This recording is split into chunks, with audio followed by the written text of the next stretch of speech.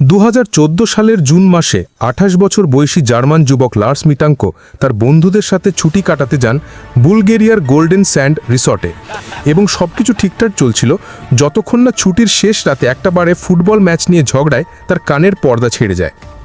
Doctor তাকে বিমানে চড়তে নিষেধ করেন এবং অ্যান্টিবায়োটিক দিয়ে বলেন কয়েকদিন পর ফিরতে। তাই তার বন্ধুরা চলে যান, কিন্তু লার্স একা থেকে যান ভার্না এয়ারপোর্টের কাছে একটা হোটেলে। সেই রাতে তিনি মাকে ফোন করে ফিসফিস করে বলেন মানুষ আনতে মেরে ফেলতে চাইছে এবং হোটেলের সিসিটিভি দেখায় তিনি সারা রাত করিডোরে ঘুরছেন, পেছনে তাকাচ্ছেন যেন কেউ তাকে ফলো করছে। পরের দিন 8ই জুলাই সকালে এয়ারপোর্টের ডাক্তার তাকে ক্লিয়ার করেন, কিন্তু একজন কনস্ট্রাকশন ওয়ার্কার অফিসে ঢোকার সাথে সাথে লার্স প্যানিক করে চিৎকার করেন, আমি এখানে মরতে চাই না, এবং তারপর লাগেজ, ওয়ালেট, ফোন, পাসপোর্ট সব ফেলে দৌড়ে বেরিয়ে যান। সিকিউরিটি ক্যামেরা ধরে রাখে কিভাবে তিনি বেড়াটোপকে জঙ্গলের দিকে দৌড়ে যাচ্ছেন এবং তারপর আর কখনো তাকে দেখা যায়নি। পুলিশ সার্চ করেছে কিন্তু কোনো ট্রেস পায়নি। আর বংশ কারো পাজুটিও জানে না লার্স মিটাঙ্কো কোথায় গেলেন।